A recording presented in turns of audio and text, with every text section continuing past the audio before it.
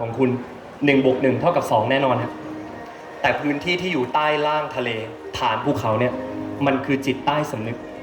จิตใต้สำนึกพูดถึงความเชื่อบุคลิกสัญชาตญาณภาษาวัฒนธรรมคุณค่าของคุณประเด็นคืออะไรฮะเมื่อคุณเกิดอารมณ์ปั๊บจิตใต้สำนึกจะเริ่มทำงานครับเริ่มทำงานเพื่อส่งพลังงานไปให้เซลล์ในร่างกายคุณเนี่ยเป็นที่สิงของเซลล์นับล้านเซลล์นับล้านเซลล์เหล่านี้มีหน้าที่ผลิตพลังงานที่จิตใต้สำนึกส่งไปนั่นหมายความว่าถ้าจิตใต้สำนึกส่งพลังบวกเซลล์จะผลิตพลังงานบวกหรือลบครับบวกแต่ถ้าจิตใต้สำนึกผลิตพลังงานลบเซลล์จะผลิตพลังงานบวกหรือลบครับลบยกตัวอย่างง่ายๆใครเคยเห็นคนขี้โมโหบ้างครับยกมือครับเอามือลงฮะใครมากับคนขี้โมโหบ้างครับยกมือครับใครมีพ่อแม่ที่บ้านเป็นคนขี้โมโหบ้างครับยกมือครับเดี๋ยวคุณเคยสังเกตคนที่มันขี้โมโหคนที่เขาโมโหแต่เขาไม่พูดแต่เรารู้ว่าโมโหเคยเห็นคนแบบนี้ปะเวลาเขานั่งยังไงขอเก้าอี้ผม1 ตัวเวลาคนขี้โมโหนั่งสมมติมีเก้าอี้อยู่เขานั่งลงไป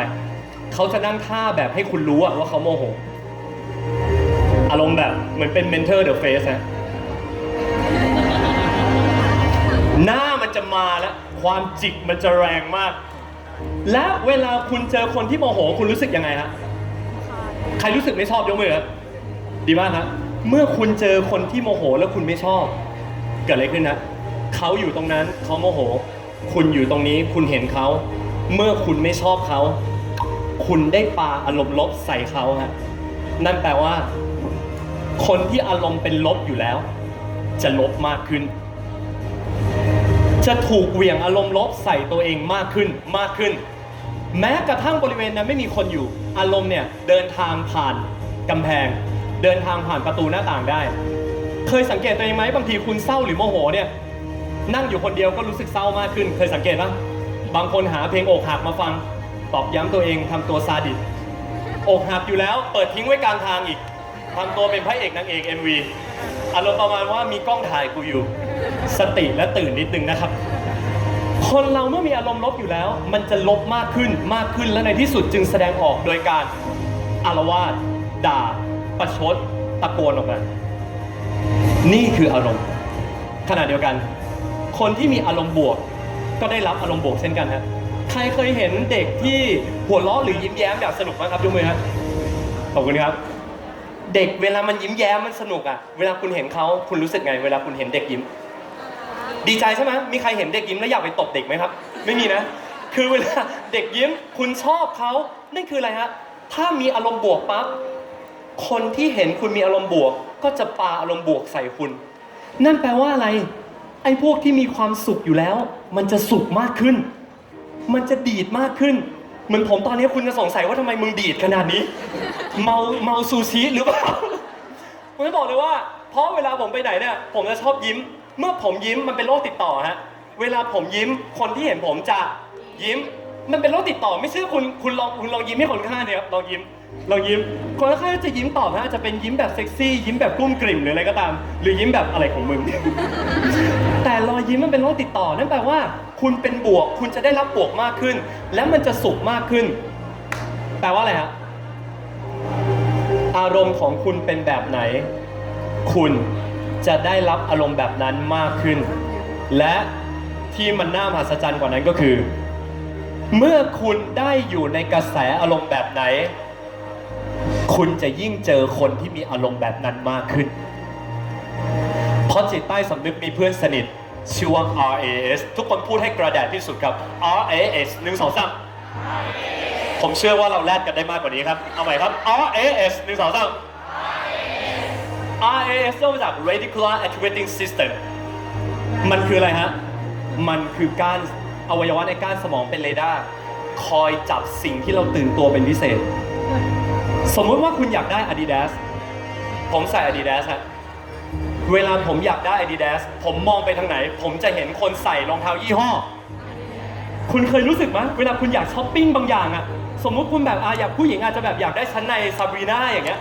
มองไปทางไหนก็จะเห็นจะใส่ชั้นในซาบรีน่าคือมันจะเป็นอย่างเงี้ยฮะแม้แต่ผู้หญิงบางคนไปดูซีรีส์เกาหลีมาเห็นพระเอกหล่อ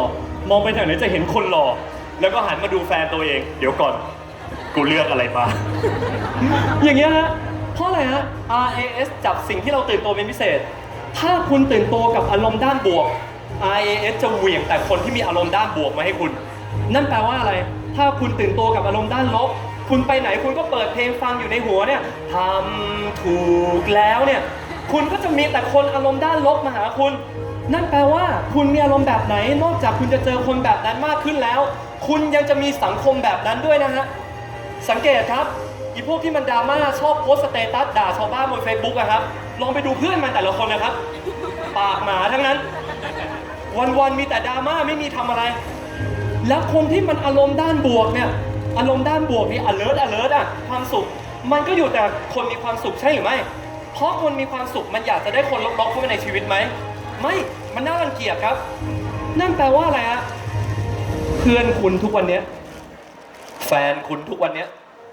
เพื่อนร่วมงานคุณทุกวันนี้ ถ้าคุณรู้สึกไม่ชอบใครคนไหนเป็นพิเศษ หรือเขาทำให้คุณทุกข์ใจ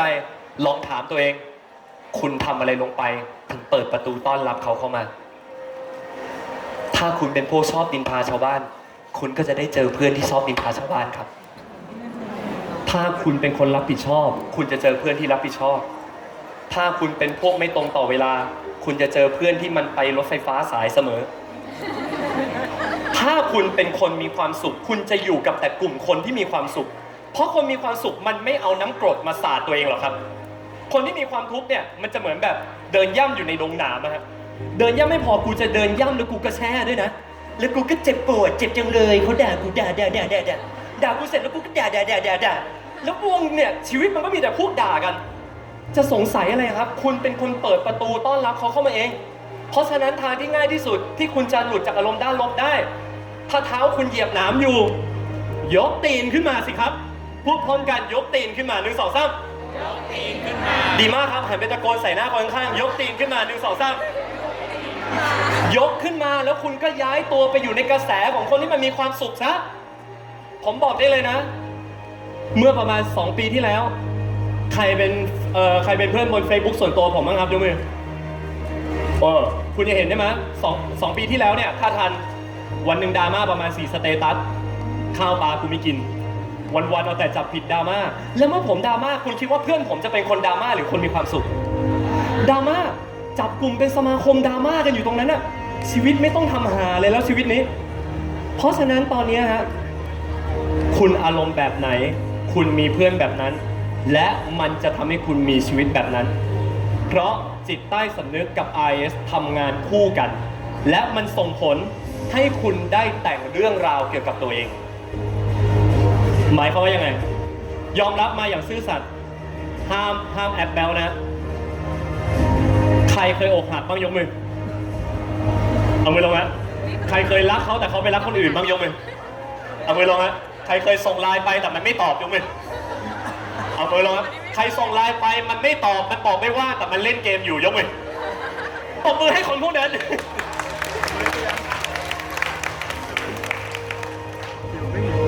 หลายคนที่เคยผิดหวังกับความรักมักจะบอกตัวเองด้วยคำพูดแปลกๆเช่นฉันน่ะคบใครก็ไม่ยืนหรอกฉันน่ะมันตัวปัญหาฉันน่ะไม่เป็นที่รักหรอกหรือคนที่เคยสอบตกก็จะบอกว่ากูมันโง่กูมันแย่กูมันทำอะไรไม่ได้เนี่ยแหละฮะคือวิธีที่คุณเล่าเรื่องเกี่ยวกับตัวเองหมายความว่ายังไงทุกคนที่นี่ฮะงานหนังสือคุณเป็นในแบบที่คุณพูดถึงตัวเองและนั่นมันเป็นสิทธิของคุณไม่มีใครเลือกให้คุณด้วยหลายคนเดินไปตามที่ต่างๆเอาหน้าบึ้งๆไปแล้วก็บอกว่ากูมันเป็นคนโชคร้ายกูมันดวงซวยกูมันห่วยหน้าตากูมันแย่มองกระจกเข้าไปดูดั้งกูสิดูหน้าท้องกูสิหันมองข้างดูเซลล์ดูไรที่ตูดกูสิคุณแต่งเรื่องบ้าๆบอๆขึ้นมาบอกตัวเองแล้วพอคุณแต่งเรื่องบ้าๆบอๆขึ้นมาบอกตัวเองปั๊บคุณก็ทุกข์คุณเป็นพวกที่ชอบทุกข์เองเจ็บเองแต่ไม่จบด้วยตัวเองฮะพอทุกข์เองเจ็บเองคุณทำอะไรหลายคนปลอบฉันหน่อยตั้งสเตตัสให้กำลังใจฉันหน่อยกดแชร์กดไลค์ฉันหน่อยเป็นโรคประสาทฝากความสุขไว้ที่ชาวบ้าน แล้วพอเขาไม่ทำก็ด่าเขามึงนี่มันเป็น